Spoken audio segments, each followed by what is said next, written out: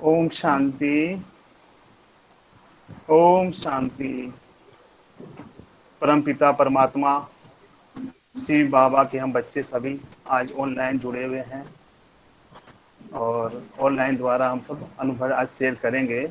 सबसे पहले मैं आदरणीय सुनीता दीदी का बहुत बहुत थैंक्स करना चाहता हूँ, क्योंकि उन्होंने आज हमें प्रेरणा दी कि नहीं, आपको सुनाना है अनुभव और अनुभव शेयर करना है। उसके लिए दीदी को बहुत बहुत थैंक्स।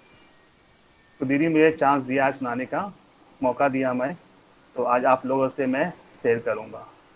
आवाज आ रही है दीदी? तो मैं आज अपना बचपन की यादें सुनाऊंगा, बचपन से लेकर अभी तक कैसे बाबा का ज्ञान प्राप्त हुआ, कैसे अपना जीवन जो है बाबा को मैंने दिया।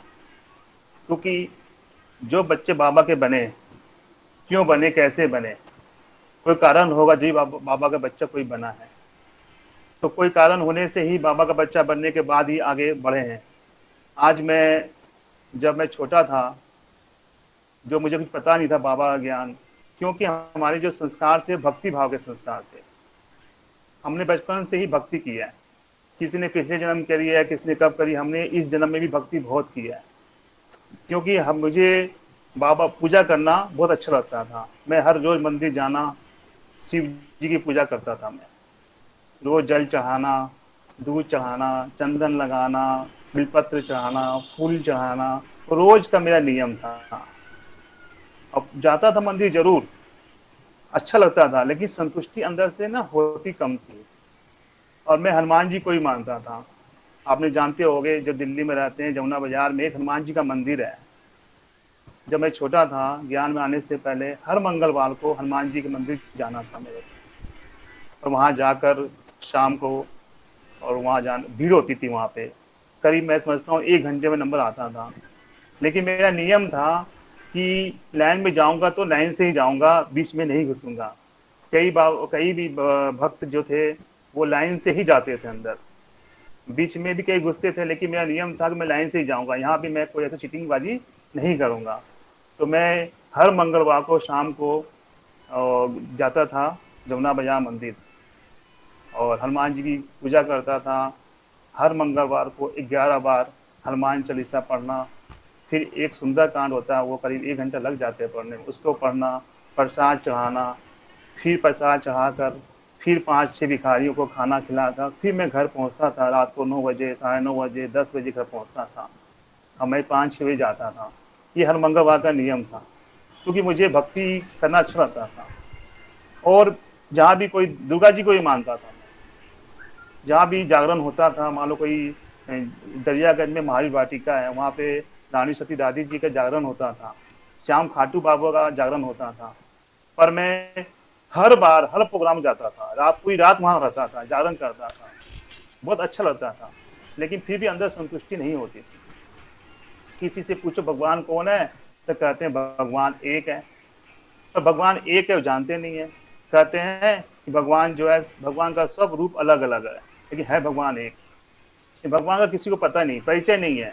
जो बाबा कहता है ना, पूजा करते हैं, शिव बाबा को मानते हैं, पर उनका परिचय नहीं है। इसी तरह भगवान का सब पूजा कर रहे हैं, मैं ही पूजा कर रहा था, लेकिन बाबा का परिचय नहीं था। भगवान की एक खोज थी हमारे को, भगवान को मैं ढूंढ रहा था, लेकिन कहीं भगवान मिला नहीं। पूजा करता जरूर था, पर यहाँ बाबा के घर आया, वो भी कैसे आया। अब मेरा यहाँ भक्ति पूरी होने के बाद बाबा मिला। कैसे मिला वो बताता हूँ। मेरी मौसी की बेटी जो एमपी में रहती है, वो 2 साल से बाबा से जुड़ी हुई थी।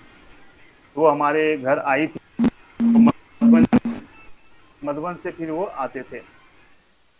तो वो मधुबन से वापसी आए, बाबा मिलन करके, बाबा मिलन करके वापसी आए।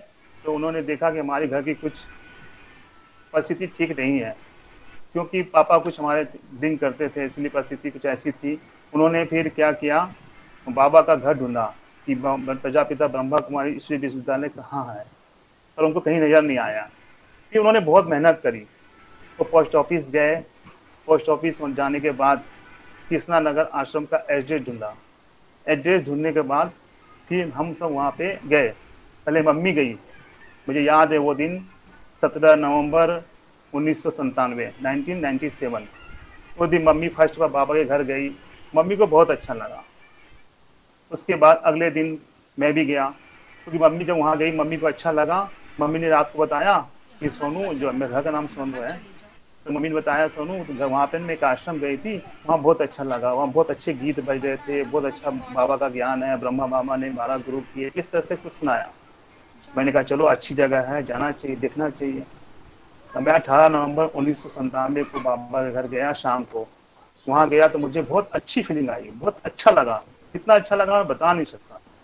जब मुझे पता लगा कि आत्मा का परिचय आप कौन है, पहली पहली है आप कौन और आपका पिता कौन, तो यहाँ पता लगा कि सचमुच में एक आत्मा हूँ, मेरा पिता परम आत्मा है। तो इतना आनंद आया, फर्स्ट चैप्टर में इतना आनंद आया कि बता नहीं सकता, मुझे बहुत अच्छा लगा। मुझे लगा सचमुच में यही है। फिर बाबा का कोर्स करते करते मैंने 7 डेज का, मैंने इतना नशा आया, इतना अच्छा लगा।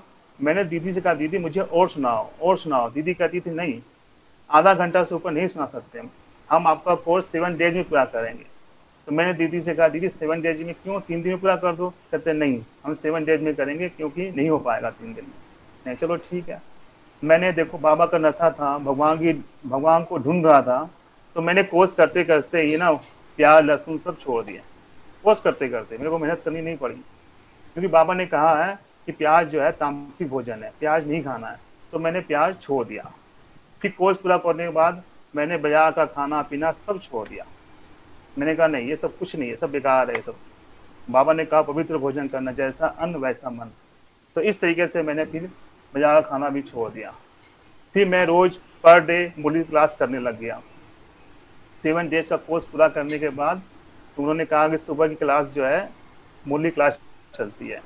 मैं समझा मुरली क्लास कौन सी होती है, मुझे तो पता नहीं मुरली क्लास क्या होती है नहीं होती है। फिर उन्होंने कहा ये मुरली है। अच्छा, मैंने कहा मुरली है।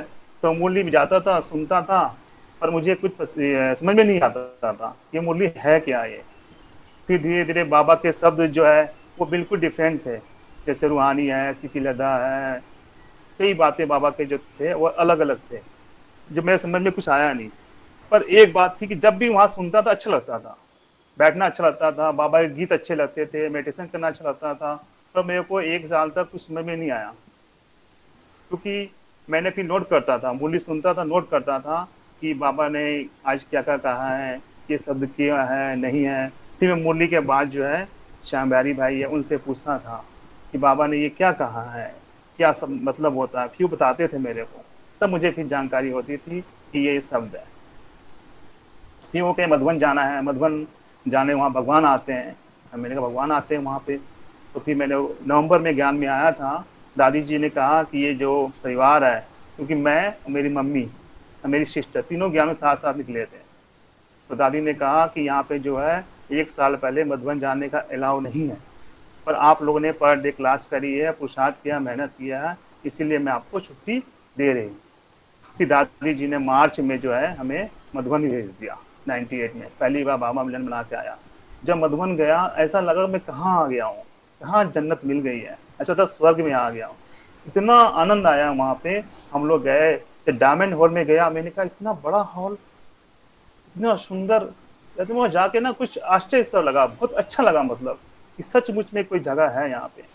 तो वहाँ जब गया वहाँ पर, तो वहाँ जाने के बाद मुझे बहुत ही मजा आया, आने का मन नहीं कर रहा था, लेकिन फिर आया यहाँ पे। आने के बाद बाबा का बन तो गए, क्लास भी करने लगे, फिर हमारे पेपर चालू हो गए। पेपर बहुत आए जीवन में, पेपर ये आया, पहले घर से पेपर आए। पापा ने मुझे पापा ने मुझे वो पेपर लिए, उनको लोगों ने भड़काने लगे कि तुम्हारे बेटे कहाँ जाने लगे, कहाँ पहुँच गए, ये तो बिल्कुल क्या नाम है घर बर्बाद हो जाएगा तुम्हारा, भाई बहन बनाते हैं यहाँ पे, यहाँ कोई जीवन नहीं है। तो पापा बहुत बुरी तरीके से भड़क गए थे वो। अब वो समझ में नहीं आता था उनको। उनको लगता था कि नहीं वहाँ जाना नहीं, आश्रम गया तो तुम्हारा पैर तोड़ दूंगा, और तो आश्रम जाएगा तो तुम्हारा ये कर दूंगा। मैं बाबा का चित्र लेके मेडिटेशन करता था, योग करता था, और छोटा सा टेप था वहाँ पे, मैं गीत सुनता था। पापा ने एक दिन वो टेप भी तोड़ दिया, बाबा की लाइट भी तोड़ दी। मेरा कोई बात नहीं, मैं बाबा को नहीं छोड़ूंगा। पापा ने बहुत परीक्षा ली। फिर उन्होंने क्या, एक दिन मेरा सारा खाना उठा के फेंक दिया, किचन ही लॉक कर दिया, सब लोग भूखे सोए ना, कोई बात नहीं, मैं बाबा को नहीं छोड़ूंगा। क्योंकि बाबा पे पूरा निश्चय था मुझे कि भगवान है, भगवान के लिए मैं कुछ भी कर सकता हूँ। पूरी रात घर से बाहर रहा, लेकिन बाबा को नहीं छोड़ा। मैंने कहा कोई बात नहीं, जितना पेपर लेगा लेगा, मैं पेपर में पास होऊंगा। एक समय था पापा कहते ये बुढ़ा कहाँ से आया, ये बुढ़े की फोटो घर में नहीं होनी चाहिए, वही तो मैं घर में ना बिल्कुल ये कर दूंगा। मैं कोई बात नहीं है, फिर भी हमने नहीं छोड़ा। बाबा कहते मैं आश्रम को आग लगा दूंगा चाहे कुछ हो जाए। मैंने ठीक है लगा देना, लेकिन हमने फिर भी पीछा नहीं छोड़ा। पापा कहते थे कि कोई भोग लाया, भोग दिया तो मैं भोग नहीं खाऊंगा। इस तरीके से बहुत पेपर जीवन में आए, लेकिन हम पीछे नहीं हटे। मैंने कहा चाहे कुछ हो जाए मैं बाबा को नहीं छोड़ूंगा। तो आज वही पापा हैं जो बिल्कुल हमारे खिलाफ थे, आज हमारे सहयोग हैं। आज आश्रम से कोई भी भोग आता है वो पहले खाते हैं, मना नहीं करते हैं, कुछ भी नहीं बोलते हैं। पहले एक टाइम था जब हमारे घर में कोई ब्राह्मण कोई बीके आया व्हाइट ड्रेस पहन के, तो क्यों आया, दूर से बोले ये कोई आया ना मैं भगा दूंगा, बेइज्जती कर दूंगा, बाद में मुझे मत कहना कि तुमने ऐसे किया। मैंने ठीक है। तो वो उस टाइम वो दिन था, और आज हमारे घर में ही बाबा का रूम बना हुआ है, वही पापा है। समय की बात है, कोई कुछ नहीं बोलता, किसी ने कुछ नहीं बोला। और बाबा पापा वही हमारे पापा हैं जो आज की डेट में कुछ नहीं बोलते हैं। वो समझ गए हैं कि ये जो जिस जगह जा रहा है वो अच्छी जगह है, कोई ऐसी बात नहीं है। पापा ने बहुत कोशिश करी, लेकिन पापा कुछ नहीं कर पाए, क्योंकि बाबा पर निश्चय था। जहाँ निश्चय है वहाँ बाबा कहता है विजय है ही। तो विजय हमने की। आज बाबा ने देखो इतना अच्छा बाबा ने हमारा घर बनाया, बाबा कमरे बनाया, हम मेडिटेशन करते हैं, क्योंकि बाबा ने एक निश्चय था हमारे को, बाबा के लिए मुझे करना है। इस तरीके से बाबा मुझे बाबा मुझे काफ़ी हमें शक्तिशाली बनाया। और हम कितने भाग्यशाली हैं जो कृष्णा नगर सेंटर से दादी कमल मणि की पालना मिली। जो दादी कमल मणि हमारी इतना मानती थी, इतना प्यार करती थी, दादियों की पालना मिली, दीदियों की पालना मिली। तो इस तरीके से मुझे इतनी खुशी हुई इतनी आनंद आया, मुझे कभी जीवन में कोई दिक्कत लगी नहीं। उसके बाद मेरा पेपर ही बहुत आया, पेपर आए इस तरीके से 2011 में, मुझे वो दिन याद है, 25 जून 2011 को हमारी शॉप है चावड़ी बाजार में, बिजनेस है हमारा चावड़ी बाजार में शॉप हमारी, दीदी जानते हैं, दीदी आए भी हैं, आते भी हैं। तो 25 जून को हमारी 2011 को क्या हुआ, हमारे गोदाम में आग लग गई। मुझे तो पता नहीं था लग गई है। मैं 26 तारीख को सुबह मॉर्निंग में हैदराबाद जा रहा था बहादुर पर। तो सुबह सुबह मेरे पास फ़ोन आता है कि आपकी बिल्डिंग में आग लग गई। मैंने कोई बात नहीं, आग लग गई होगी, किसी कुछ हो गया होगा। तो मुझे मालूम नहीं था कि हमारी शॉप पे ही गोदाम में आग लगी है। मैं सराय काले खां स्टेशन पहुंचा तो वहाँ फ़ोन आता कि आपके गोदाम में आग लग गई। मैं ठीक नहीं गया, हैदराबाद जाना था, हमारी टिकट बनी हुई थी, मैं नहीं गया। मैं वापस वहाँ से सराय काले खां से शॉप पर आया, देखा कि गोदाम में बुरी तरह आग लगी हुई है, काफ़ी सारी दमकल आई हुई है, 25-30 दमकल करीब आ चुकी थी आग बुझाने के लिए। सब कुछ खत्म हो गया, कुछ भी नहीं बचा। बाकी 3-3 फुट 4-4 फुट का मलबा था वहाँ पे, जो कि हमने 4-5 दिन लगा साफ करने मिटाने में। तो इस जगह पेपर आए। लेकिन मार्केट वाले कहते हैं, मैं 2 भाई हूँ, मार्केट वाले कहते हैं कि दोनों भाई को डिप्रेशन हो जाएगा, जो क्या नाम है इतना नुकसान हो गया बेचारे का। मैंने कहा कोई बात नहीं। मैंने देखो बाबा के कमरे में गया, बाबा पास बैठा, बाबा का बाबा ऐसा क्या हुआ।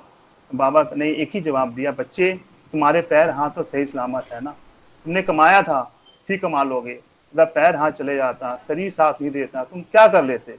और सचमुच में बाबा ने इतनी ताकत दी, इतनी शक्ति दी।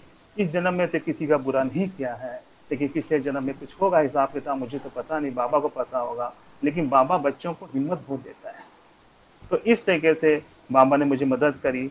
बाबा ने कहा जहाँ बाबा पर भी विश्वास है ना, कुछ नहीं होगा। सच मानिए कि मार्केट वाले ने कहा कि सच मुझे इन दोनों भाइयों ने काफ़ी हिम्मत करी है, क्योंकि सबको पता है काफ़ी नुकसान हुआ है, एकदम से सेट होना बहुत मुश्किल है।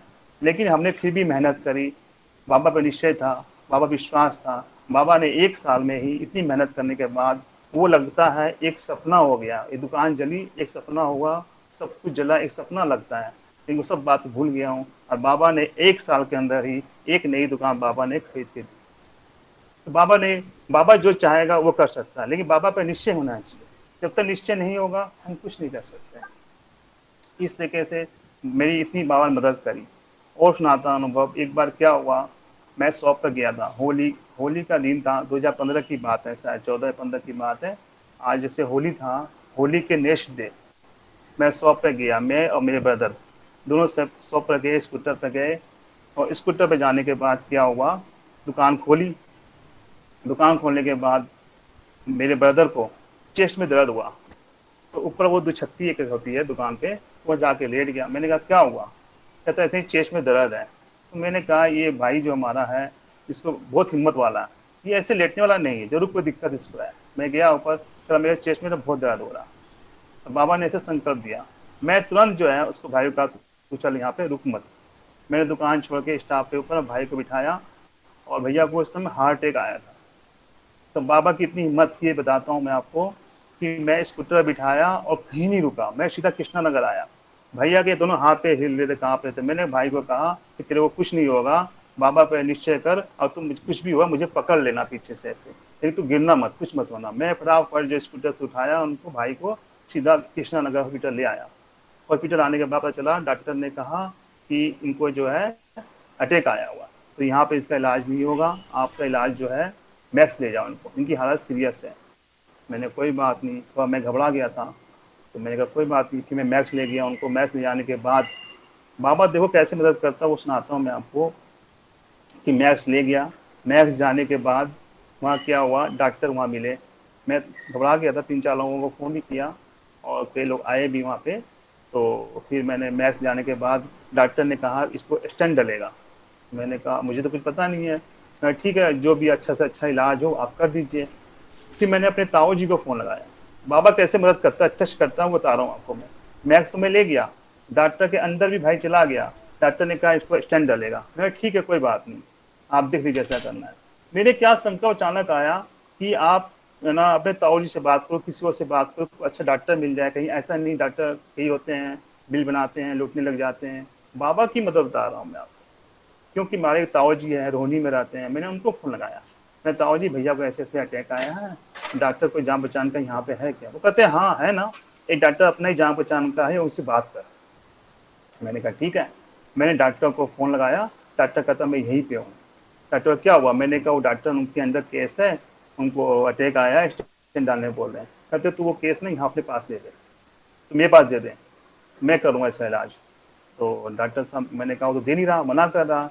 डॉक्टर कहता है कि जो इलाज वो करेगा वो इलाज मैं करूँगा, 3 से 4 लाख खर्चा आएगा, जो भी करेगा वो मैं करूँगा, कोई दिक्कत नहीं, इलाज तो एक ही होना है, चाहे वो करे चाहे मैं करूँ। मैंने डॉक्टर साहब भी कहते हैं कि तू ना उससे ले ले केस, उसको बोल के मेरा अपना डॉक्टर है, मैं आपसे इलाज नहीं कराऊंगा, बाकी सब मैं देख लूँगा। मैंने कहा ठीक है। तो बड़ी मुश्किल से उस डॉक्टर ने इन डॉक्टर के हाथ उनको ट्रांसफ़र किया, और डॉक्टर ने देखिए, उस डॉक्टर ने ना स्टेंट डाला न कुछ डाला, उन्होंने मात्र 1 लाख तक में खर्चे में ही उनका इलाज बहुत अच्छी तरीके कर दिया। आज बिल्कुल ठीक ठाक है। बाबा ये मदद करता है बच्चों की, बाबा पे निश्चय होना, बाबा अपने बच्चों को खूब मदद करता है। बाबा ने अपने जीवन में इतनी मदद करी है, इतने अनुभव है, मैं क्या बताऊँ। जबकि मैंने ऐसे ऐसे अनुभव किए हैं कि मैं बता नहीं सकता आपको, बहुत अनुभव किए हैं। एक अनुभव और सुना देता हूँ मैं आपको। मेरा बिजनेस जो है चौड़ी बिहार में है, मेरा बाहर का काम है, टूर का काम है। कई बार क्या होता है, टूर पे गया मैं, और वहाँ से मेरे को ट्रेन पकड़नी होती है, ट्रेन से मैं राजधानी ट्रेन से आया। तो कैसे आया बताता हूँ मैं आपको, क्या हुआ रास्ते में। कि ट्रेन पकड़ने के लिए वहाँ से 1-1.5 घंटा दूर था, जिस जगह मैं बोकारो में काम बिजनेस था हमारा। तो मैं टाइम से निकला, बल्कि बोकारो से धनबाद आया ट्रेन पकड़ने के लिए, टाइम से निकला वहाँ से। और करीब 2 घंटे का, एक घंटे का रास्ता, मैं तो 2.5 घंटे पहले निकला। रास्ते में ट्रैफिक मिल गया संजोग से, ट्रेन बिल्कुल क्या नाम है राइट टाइम। मैंने कहा बाबा ये ट्रेन लेट नहीं होनी चाहिए, देखो मेरी कोई गलती नहीं। बाबा ऐसे बात करता हूँ मैं, कोई बात होती है बाबा ऐसे बात करता हूँ, बाबा मेरी कोई गलती नहीं है, मैं तो टाइम से निकला हूँ, टाइम सब कुछ हुआ हूँ, मुझे दिल्ली जाना है, अब मुझे ट्रेन मिलनी चाहिए, ट्रेन मिल जानी चाहिए जैसे भी हो, आप मुझे पहुँचा देना, ट्रेन छुट्टी नहीं चाहिए, मुझे जब दिल्ली जाना है। हाँ अगर कोई बातचीत कोई ऐसी हो, घटना घटने वाली हो, कुछ हो, इससे बात करता हूँ, तो मुझे मत भेजना, सकता हूँ तो मुझे जरूर भेजना, मैं ट्रेन छुट्टी नहीं चाहिए। आप बिलीव नहीं करोगे, राजधानी ट्रेन भी 5-5 मिनट लेट निकली है वहाँ से, मैं ट्रेन में 5 मिनट लेट पहुँचा। जब मैं ट्रेन में घुसा, ट्रेन में सामने आ रही है, ट्रेन में बैठा, ट्रेन चली गई। बाबा से ऐसे बातें करता हूँ। मेरा भाई था, कजन भाई, मौसी का बेटा, कई बार वहाँ रिसीव करने आता है मेरे को, कहता है सौरभ तेरे अंदर क्या है जब बाबा को तेरी ट्रेन भी लेट कर दिया। और एक बार नहीं कई बार ऐसे हुआ है।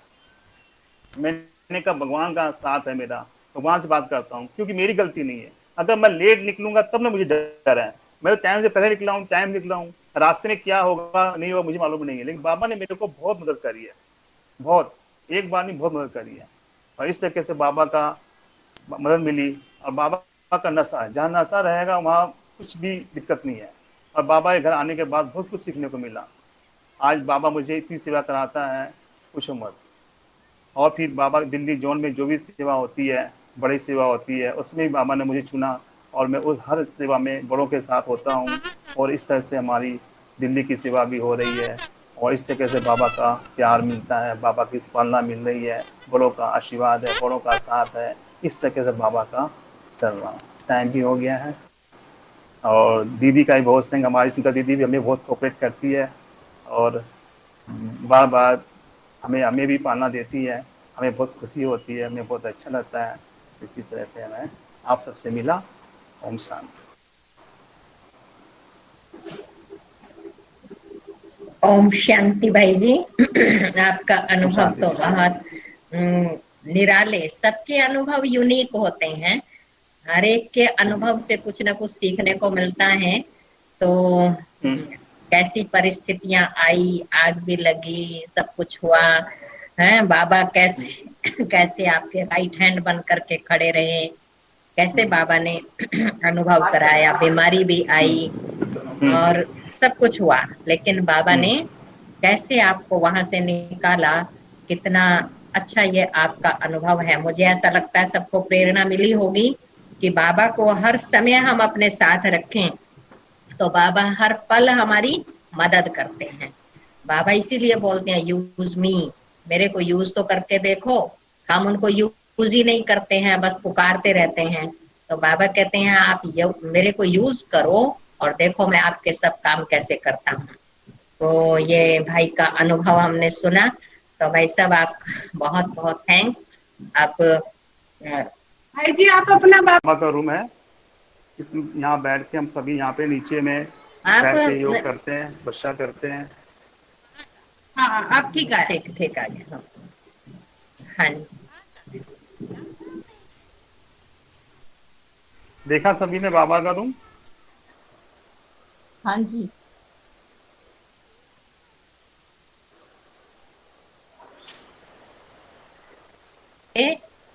एक बार अगर हम इन्होंने इनका जो रूम है बहुत यूनिक है, एक बार अगर इस रूम में हम बैठ जाते हैं उठने का मन ही नहीं करता है।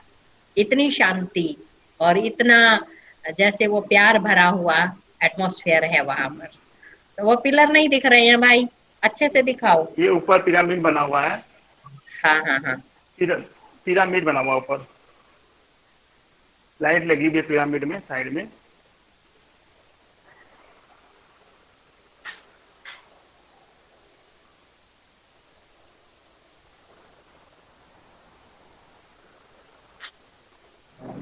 दिखाई दे रहा है सभी को? ठीक है दीदी।